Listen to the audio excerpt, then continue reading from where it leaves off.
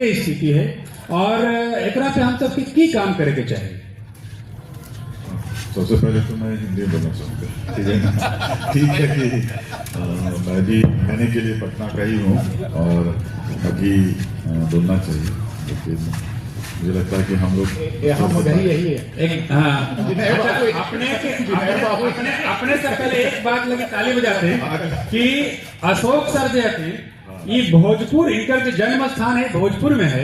कर्म स्थान इनकर मगध है और ओकर बाद ही माय के भाषा से ज्यादा ही मौसी के भाषा यानी अपन मगही भाषा के ज्यादा जी रहे थे ना। लेकिन सर लगे एक बार ताली बजाते हैं अपने सर। तो जो मगध का क्षेत्र है यानी मगध का जो क्षेत्र है, कहना चाहिए कि लोक कला ही नहीं समकालीन कला सारी कलाओं की बात करेंगे ना, विजुअल आर्ट्स की जब बात करते हैं तो ये देश में बहुत ही मायने रखता है। अभी जैसे कि सुमन जी ने भी कहा कुछ बिहार के ब्रांच की चर्चा की, तो पूरा आप पूरे हिस्ट्री उठा के देखिए, इतिहास से ही बहुत ही जो विरासत है हमारी, जो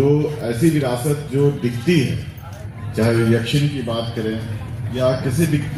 बात के काल की बात करें या इवन सासाराम में जो मकबरा बना हुआ है शेरशाह का, वो सब इलाके में बात करें, सारे जगह देखें मगध का जो काम है ना वो अभी भी बहुत मतलब उस वक्त से जो विरासत है वो अभी भी हमारे लिए मार्गदर्शन का काम करती है। क्या बात। तो चाहे आप गया में उसकी परंपरा देखिए, पत्थरकट्टी की परंपरा भी ज्यादा अच्छे से सर के पास तक पहुंच गए क्योंकि पत्थरकट्टी है, बावन गुटी है, सब सर के पास पहुंच गए हम। जो ग्राफिकल विस्तार है कला का कि पत्थरकट्टी है, नेपुरा है आपका हैंडलूम को लेकर के, फिर बावन बूटी है, कपिल जी अब नहीं रहे, बावन बूटी है। और एक और देखिएगा कि बहुत पहले 1811-12 के समय में कितने साल 200 साल लगभग हो गए, 200 साल पहले फ्रांसिस बुकानन ने जो अकाउंट लिखा, फ्रांसिस बुकानन ने जो पटना के बारे में वर्णन किया है, वो यहाँ के बहुत ही रिच कहना चाहिए कि सांस्कृतिक विरासत को चर्चा करता है। वो बताता है कि फ्रांसिस बुकानन की मगध के मतलब पाटलिपुत्र या पटना के आसपास के इलाकों में किस तरह से या नालंदा नवादा के इलाकों में किस तरह से हैंडलूम फ्लोरिश कर रहा था, किस तरह से पेरिशेबल मटेरियल से काम हो रहा था, मतलब गायब हो जाने वाले कुछ परमानेंट नेचर के मटेरियल से कैसे काम कर रहे थे आर्टिजन्स, हमारे कलाकार कैसे काम कर रहे थे, कैसे हैंडलूम का काम कर रहे थे, कैसे गया और इन सब इलाकों में पटना के बख्तियारपुर और फतुहा के इलाकों में मतलब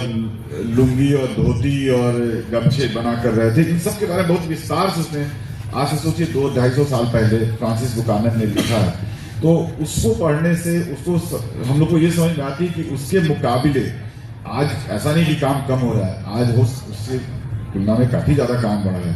लेकिन उन सब का कोई अकाउंट नहीं जी, जिसकी वजह से हम जो मगही भाषी लोग हैं या हम मगध के जो लोग हैं, हमको जो प्राउड की फीलिंग आनी चाहिए थी, अपने आप पे गर्व होना चाहिए था, वो कम हुआ है। क्योंकि हम अपनी जो विरासत है या अभी जो प्रैक्टिस हो रहा है उसको भी हम कम जानते हैं कि हमारे लोग कितना नाम कर रहे हैं देश और दुनिया में। जैसे अभी सुबोध गुप्ता जी का नाम मैं लेना चाहूंगा कि सुबोध गुप्ता हिंदुस्तान के नहीं बल्कि एशिया के सबसे प्रमुख और दुनिया के प्रमुख हस्ताक्षर मतलब कलाकार हैं, कि जिनकी कलाकृतियां जो दुनिया की बड़ी नीलामी घर हैं, बड़े नीलामी घर, वहां पे उनकी कलाकृतियों की पूछ है और वहां से उनकी कलाकृतियां बिकती रही और काफी महंगी कलाकृतियां बिकती रही हैं। चाक्षुष कला में विजुअल आर्ट में कीमत का भी बहुत महत्व होता है कि तो सुबोध गुप्ता पर हम लोग को नाम इसमें कहने में कोई शक नहीं है। हम चाहे बिहार ओवरऑल कहें या अपना मगध कहें,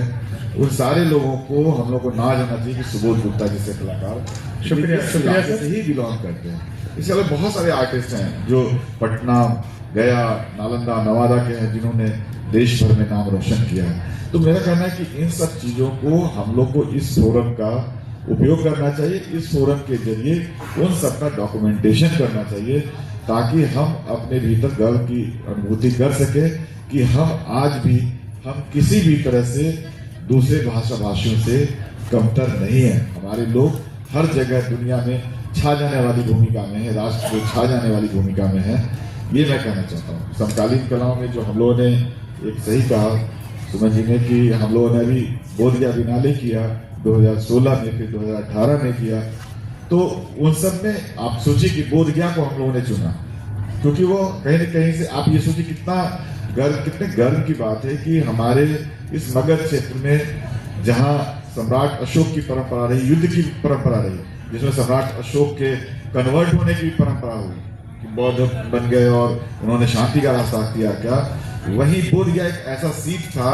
जहाँ विभिन्न धर्मों के लोग हमेशा रहते आए पर कभी कोई सांप्रदायिक वैमनस्य नहीं हुआ। इसका भी उदाहरण हमारे मगध क्षेत्र में है। तो इन सब बातों को लिखा जाना चाहिए, पढ़ा जाना चाहिए। शुक्रिया सर।